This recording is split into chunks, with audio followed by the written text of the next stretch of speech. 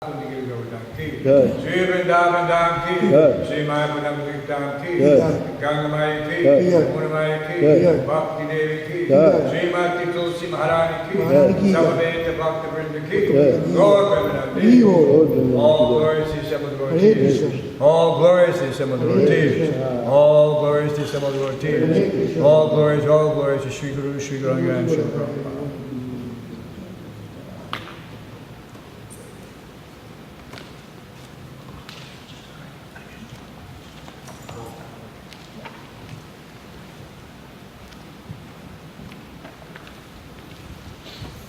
Reading from the Srimad Bhagavatam, first canto, 10th chapter, text number 13, chapter entitled, Departure of Lord Krishna for Dwarka.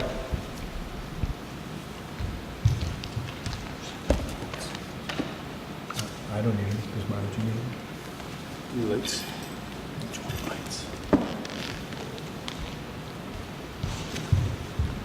Om Namo Bhagavate Vasudevaya. Om Namo Bhagavate Vasudevaya. Om Namo Bhagavate Vasudevaya.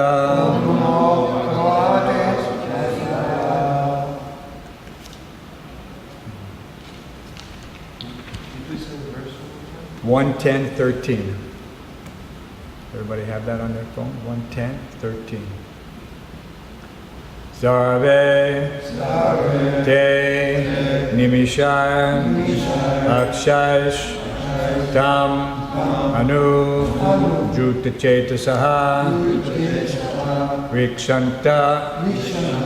vikshanta sneha sambada vichelus Tatra ha Zavete nimishar akshaish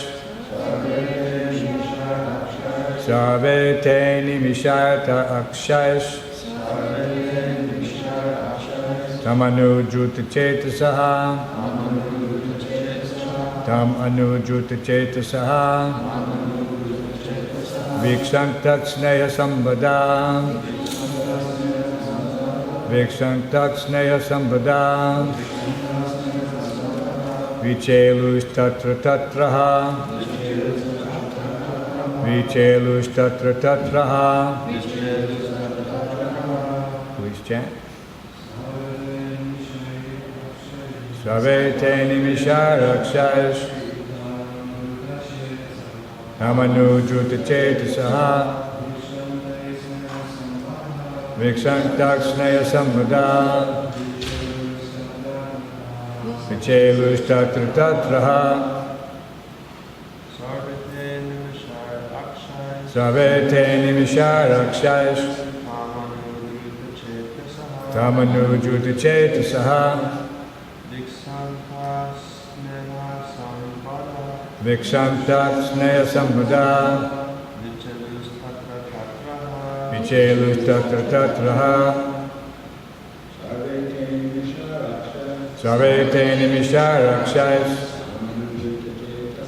Tamanu juta chetasaha Vikshantak sneha sambada Vichelus tatra tatraha. Ladies.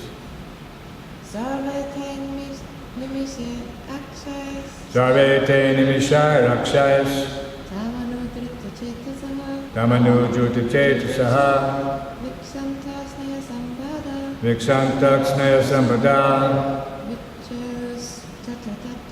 Vichelus tatra tatraha Savete nimishar akshaish Tamanu juta chetasaha Vikshantak sneha sambada Vichelus tatra tatraha. Mother Devyangi. Savete nimishar akshaish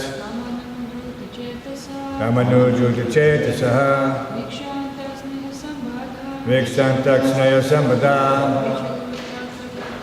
Vijela Tatra Tatraha Sarve, all, te, they, animishai, without twinkling of the eyes, akshai, by the eye, tamanu, after him, juta chetasaha, melted heart, vikshanta, looking upon him, sneha sambada, bound by pure affection, vichelu, began to move, tatra tatra, here and there, ha, so they did. Translation and purport by His Divine Grace A.C. Bhaktivedanta Swami Prabhupada. All their hearts were melting for him on the pot of attraction. They looked at him without blinking their eyes, and they moved hither and thither in perplexity. Purport. Krishna is naturally attractive for all living beings because he is the chief eternal amongst all eternals. He alone is the maintainer of the many eternals. This is stated in the Katha Upanishad, and thus one can obtain permanent peace and prosperity by revival of one's eternal relation with him, now forgotten under the spell of Maya, the illusory energy of the Lord. Once this relation is slightly revived, the conditioned soul at once becomes freed from the illusion of material energy and becomes mad after the association of the Lord. This association is made possible not only by personal contact with the Lord, but also by association with his name, fame, form, and quality. Srimad Bhagavatam trains the conditioned soul to the stage of perfection by submissive hearing from the pure devotees. Om Jnanatam Randasya Gananjana Shvataya Chakso Anmalitam Yena Tasmai Shri Namaha Mukam Karoti Vachalam Pangum Lanjayate Grim Yakpipatamam Bade Shri Gurum Viratanam.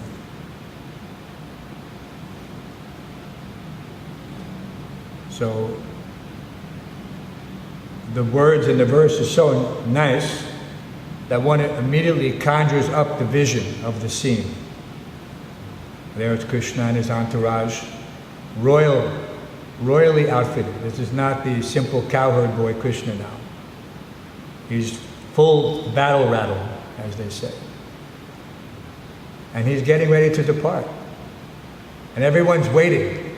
You can just imagine, Okshahinis of soldiers. And there are the gopis, standing there, forlorn, moving hither and thither, out of perplexity. Because what can one do? This is the inevitable. Nothing can change it. So and we can understand that in this situation, their eyes can't even blink. Previously, or later, in the 10th canto, we see the description that the gopis cursed Lord Brahma for making eyelids that blink. So we can understand that this is in Gokul, because obviously in Goloka no such thing can happen. But there, in that unmad, in that madness of affection, they're cursing Lord Brahma that why he made these eyes that blink. But here we see that in this situation, their attraction was so intense that their eyes were not even blinking. Who can understand such vyavasayamika buddhi, one-pointed attention, this fixed one-pointed attention? Something we can appreciate theoretically. But in the material world, as soon as you begin to do something, immediately something else comes to mind. It doesn't matter, you're chanting japa, you're doing this.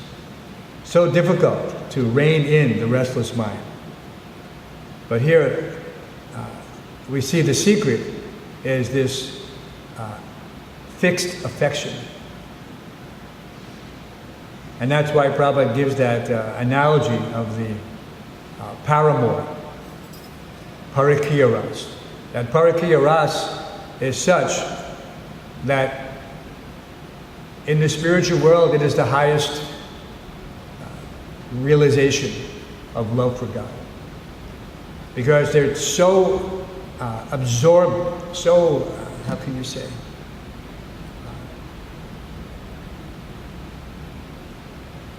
I don't know how, the word escapes me. But their affection and everything is just so concentrated that nothing can divert them. That they're always thinking of Krishna every second. It doesn't matter if they're with their family, with their friends, doing chores, with their husbands. They can't escape this thought of Krishna, always present in their minds. In the material world, the karmis have a similar analogy.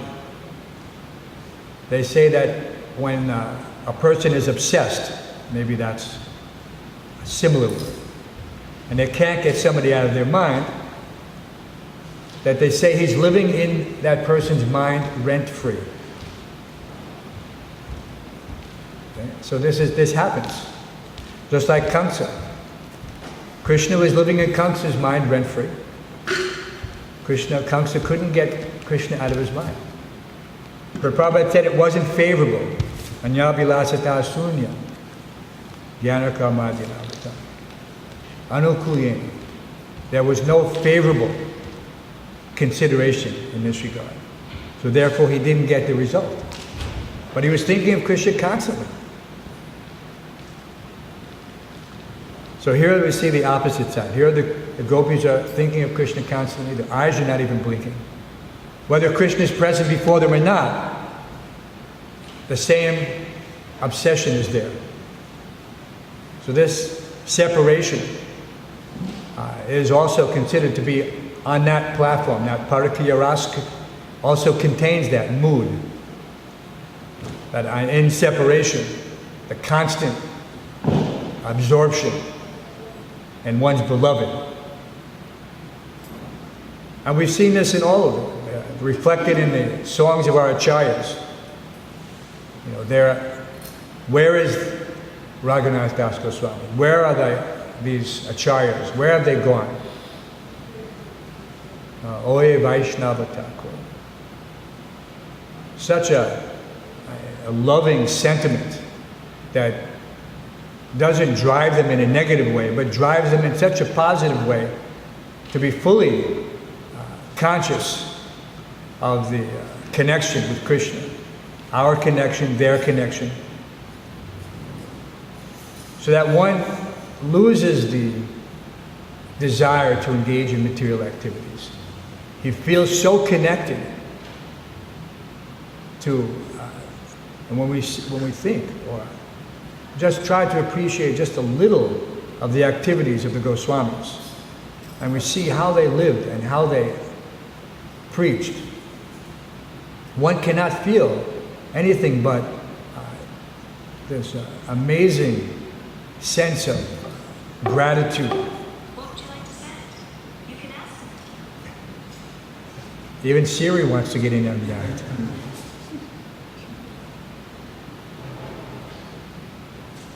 But we have this a little difficult in the material world if one doesn't have the association of the devotees, the blessings of the Guru. These things are so essential. In one lecture in Mayapur, Prabhupada said the first degradation on the path of devotion is bad association. The first degradation. One may think it's this or that, but Prabhupada clearly said, Jana Sangha is worldly minded, and it doesn't matter if it's just a person. Someone may think, oh, I'm not associating, I'm just reading the newspaper, I'm just watching the news. This is Jana Sangha. As much as if you were in the middle of a crowd of non-devotees. There's nothing attractive there. And anything that takes place is just so much unwanted, so much of this sarvopadi vinirmukta, unwanted things. So more and more. So why, if one is taken to this path seriously, why again engage in such activities that will simply require additional cleansing. It's like if I go to the kitchen and I'm washing the pot, somebody comes by and throws some dirty something, you wonder, what is this person thinking? You know, it just makes additional work. I have to clean more. This is not necessary. Matter of fact, it's totally unnecessary, totally unwanted. And one would think not very nicely of that person. But yet we willingly expose ourselves to bad association, constantly. So the ashram has certain facility to protect one. But it cannot protect us from our own free will. Even in the ashram, even in the presence of the Supreme Personality of Godhead and the Spiritual Master, what to speak of in the spiritual world, one still has free will.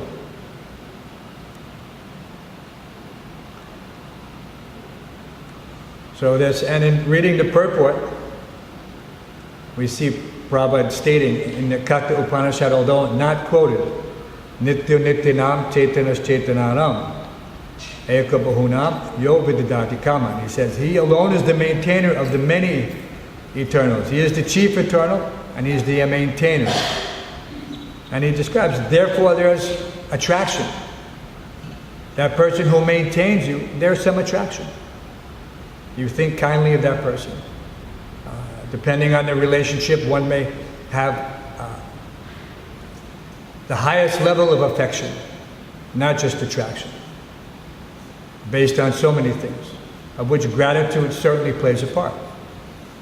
Without gratitude, how can there be affection? One has to recognize that there's some benefit to this relationship. And therefore there's an exchange.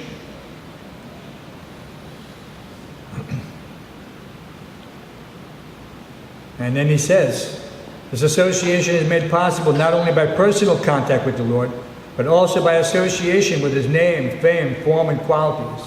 So there's that other verse. Nama Chintamani Krishna Chaitanya Rasavigraha. Nama Shuddha Purna Mukta Vinatvam Nama Navadam. That the Supreme Lord is eternal, and everything related to Him is also eternal. Name, form, pastimes, paraphernalia, everything. And what to speak? We are factually in the Lord's pastimes right now. It may not appear to us so much so.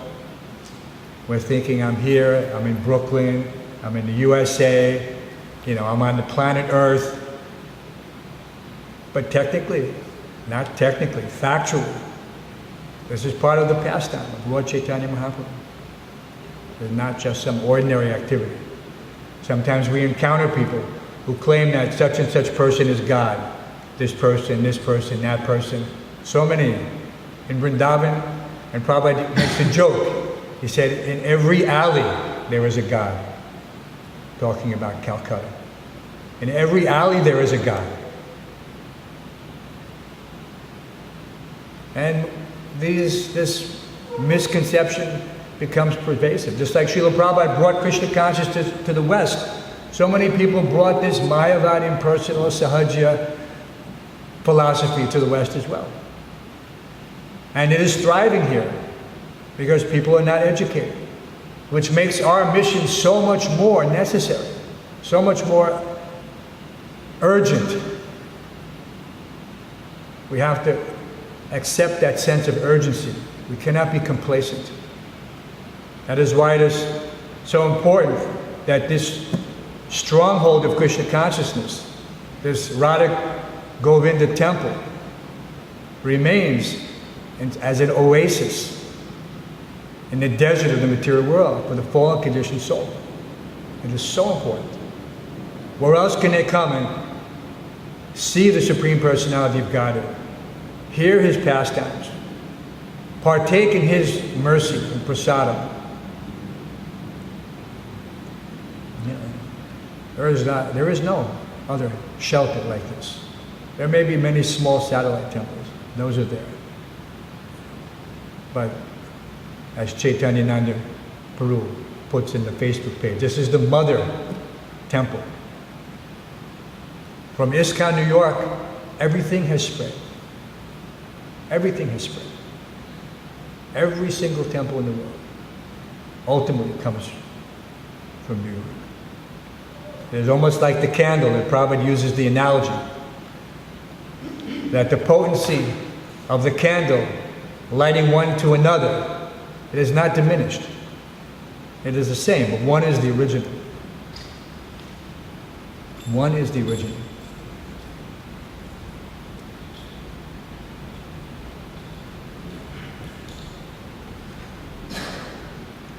And then, of course, the final conclusion of the purport. Srimad Bhagavatam trains the conditioned soul to the stage of perfection by submissive hearing from the pure devotee.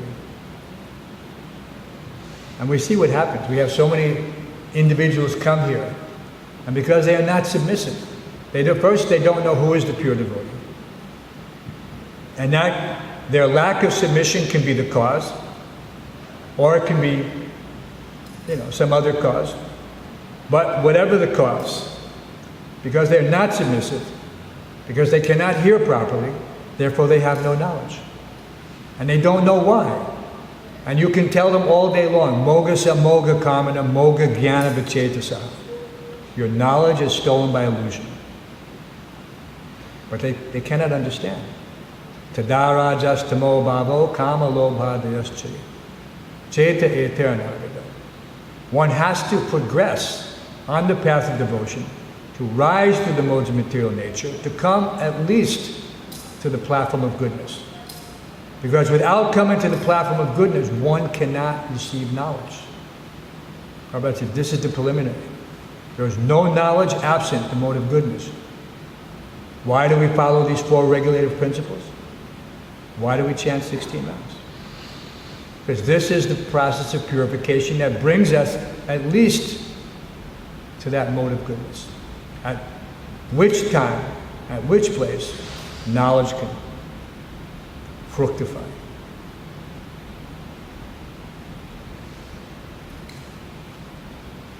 What is that? Samo damo tapara socham santir ajalam evacha jnanam vidyanam astukam brahma karma sabhavajam.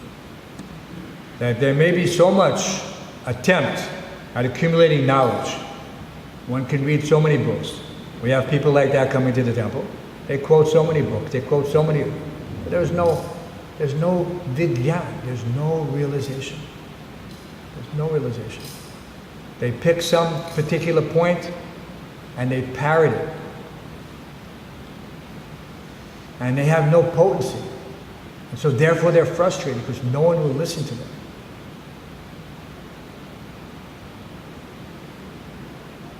So such persons should be encouraged to take prasadam. This is the secret weapon. They should take as much prasadam as possible. And gradually they'll be purified. Maybe not in this life. But that is our compassion for them. Our compassion is not to argue with such persons. They cannot hear. It is not possible. It is shrama eva hi kevalam, a useless waste of time. The Bhagavatam also declares that. Swanushtata dharmas. How's that verse, Maharaj? Dharmak swanushtata pungsam vishvaksena katasya. No padiyat yadiritam shrama eva hi kevalam.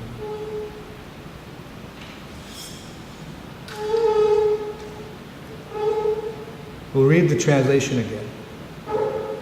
All their hearts were melted for him on the pot of attraction. They looked at him without blinking their eyes, and they moved hither and thither in perplexity. Melting for him on a pot of attraction.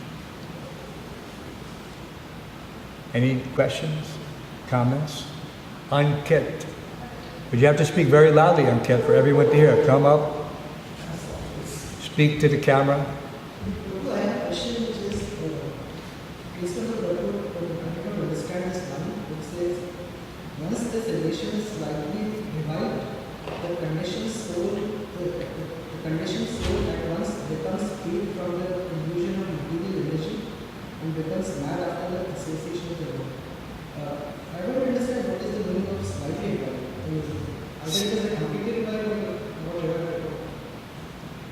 So you don't understand the use of the word slightly? Yeah, I mean, is it the nature of the relation is revived, or you know yourself that who you are? Any aspect, any point of your realization of your eternal constitutional nature is technically complete because this knowledge is already there. Sarvasya chaham vriddhi sanivishtom matoksmritir jnanam apavanam cha. Krishna is situated in the heart of every living entity, and from him comes knowledge, remembrance, and forgetfulness. So if there's just a slight realization of one's eternal constitutional relationship with Krishna, that is the opening the door. Now you have to simply walk through it. Everything is available at this point. If you understand how you got to that, what brought you there, by the association of devotees, by the association of the transcendental literature, whatever it was, if you realize that and you maintain that connection, then perfection is achieved. Just a matter of time. So slight or full, in one sense, they're just different phases of time. There's not just depends on your initiative, your determination, your desire. If slight means I'm only going to pay a slight attention to it, then yes. But if slight means that the curtain has been pulled back, and now I can see the absolute truth and Maya side by side, then everything is revealed. It may seem slight in that sense, because you don't see everything. Not every aspect of transcendence has been revealed. But the reality of Krishna and the reality of Maya is the beginning point for everyone on the path to spiritual life. Sambandha, without Sambandha, there's no Abhideya. But as soon as there's Sambandha, then Abhideya is possible. So, do you have some slight attraction for the Supreme Personality of Godhead? Not even slight, huh? Well, that's not true, because you're here. So, how do you know that it is revived, or like I have some attraction in some specific... Yes, gradually the taste is there. The taste for spiritual replaces the taste for material. So as you lose the taste for those material activities, then you can understand. Jamunacharya, no, not Jamunacharya. There's Jamunacharya. Prabhupada said spite. Yeah, Jamunacharya. When he would simply think of sex life, he would spite. Prabhupada meant spit. But spite is a polite way to say spit. He would spite. He doesn't think. He doesn't indulge. Prabhupada said even if one thinks that how to get a better look, at the opposite sex, male or female, it doesn't matter. Prabhupada said woman or man. If someone is thinking that he is the enjoyer, then he's thinking he's the Purush. He's not the Prakriti. So if one is thinking that everything is for my sense enjoyment, then he's not getting a higher taste. Rasavagam rasopyasya param jasve navantati. He has to get the higher taste. And he sees that, yes, I'm not attracted. The habit may be there initially. But the test is that I don't indulge. My mind may say, look this way, look that way. But my intelligence says, no. I don't. I'm not the slave of the mind, I'm the controller. I want to be Goswami. To that extent possible. And it takes practice. Even if one is not fixed completely, still he doesn't think, well, I'm not so advanced, I can still look at the opposite sex. No. He practices. And that practice is not just controlling the external senses, but also the internal senses. Knowledge acquiring senses, tactile senses. Every sense has to be synchronized. Otherwise, the actual effect will not be there. You can't have this, just like you're trying to synchronize something. You have your files. You can't synchronize them if your devices are not connected properly. So you have to connect your mind and your intelligence. You know, and then there's the higher intelligence. You know, spiritual intelligence. So everything has to be on the same page. And at that point, you know, the change of heart, the knot in the heart is cut, that hard knot. Chindanti kovidatasya, with the sword of knowledge. And that knowledge is, yes, I'm the one who has the opportunity to change my life by every small act of consciousness. Every small act of consciousness. To exercise it for Krishna or to exercise it for Maya. Every waking moment. And when we're 100%, then we can understand what is the definition of a pure devotee. Any other questions, comments? Anket, another question. If a devotee likes reading some specific pastimes of Krishna, is that like a revival of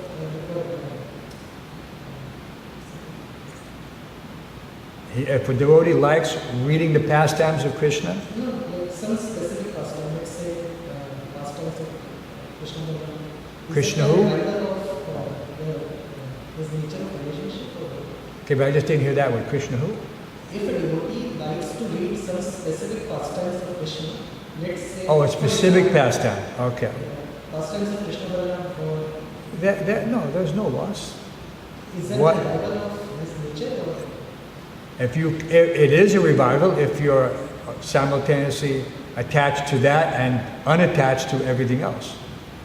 But if you like to read the pastime of the 10th canto, Ras Lila, and ignore every other aspect of the Bhagavatam, and without having full knowledge of Krishna's divya, his transcendental Janma karma me divyam. Evam yoveti tatvada tyaktvadayam punarjanma nayati mamiti. You have to understand the transcendental nature of Krishna's appearance and disappearance. So that means you understand the transcendental nature of what you're reading. It's not a fairy tale. You're just attracted to it because it's an attractive story, because you like to read about gorillas. So you read to a gorilla, because you're a naturalist. You know? Then that's not going to help you. You know, or you like to read about Lord Balaram tours the holy places because you like to hear about, you know, all the different locations, and that will have no benefit. Well, a little benefit, not no benefit. You're reading about Lord Balaram and his pastime, but the same thing. The analogy stands that if you're reading about Lord Krishna gopis because you like to hear about boys and girls dancing, then it's not going to have any transcendental effect. Any other questions, comments? Mother Yogini, everything's okay?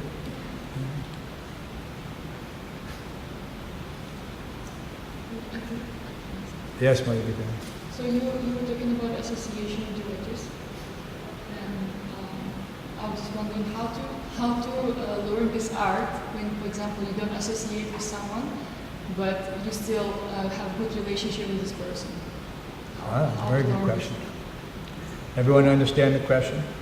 That we have to, how do we continue to associate with someone and keep a relationship, even though the relationship is not based on Krishna? Maybe just some friendship, you know, from some past. And, you know, it's a fine art. Basically, you cannot take their association. You have to give your association. So at a certain point, if they're willing to accept your association for who you are, that I'm a devotee, and they're respectful. The main thing is that they're respectful. Then you can maintain the relationship as long as they're respectful. But if they think that you're just my friend from our hometown, and they're going to relate to you in that way, then that's not a very positive situation. There has to be some way, like I said, there has to be some, because, you know, the Dati put the green tea, has to be some exchange on a spiritual platform, on a spiritual level. And it can be their appreciation for the lifestyle. Oh, yes, it's very nice that you're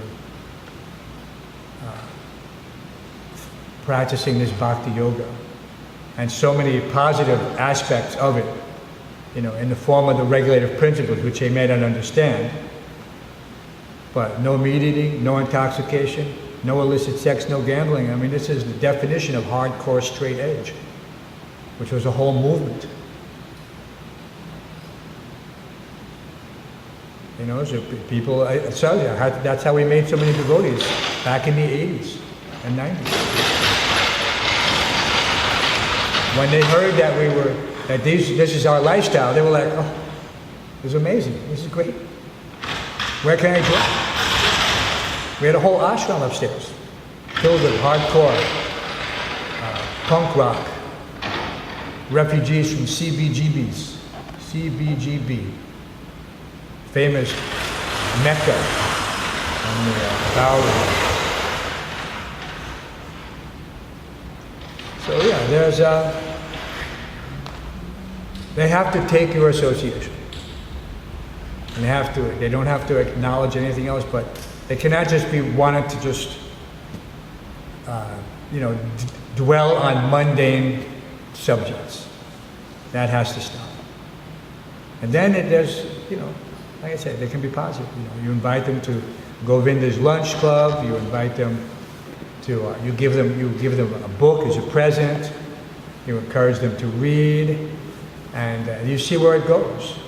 Otherwise, gradually, at some point, either they'll become detached from you, or you'll become detached from them. It's just natural. I mean, we were all detached from our friends and family at a certain point. Mostly because they didn't really want to hear us anymore. In the old days, we were very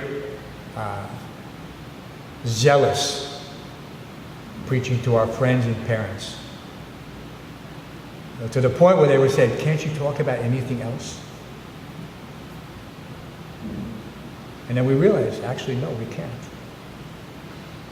We had nothing in common. And at that point, automatically, the bonds were broken. Automatically. It was just, you know, it didn't matter, it was family, friends, and there was a sense of relief. That I don't have to maintain some pretense. No one wants to be a false friend, or just to, like I said, to maintain some social situation, you know. You know, but tactfulness and diplomacy, they have their place in certain things. We want these people to come closer to Krishna, so we don't push them away. We let them make the decision whether they want to continue the association. Because we're not going to change. They're going to change. Or not. That's the thing. So yeah, it's just, we're compassionate, we're considerate, but we're always thinking how to make that person Krishna conscious. That's our mentality. You know, they could be saying anything, they could be thinking anything, they could be doing anything, but we're only thinking how to make this person Krishna conscious. Any other concerns? About the break? Srimad Bhagavatam ki, Srila Prabhupada ki, Ananta Koti Vaishnava Vrinda ki. Hansarupa Prabhu ki.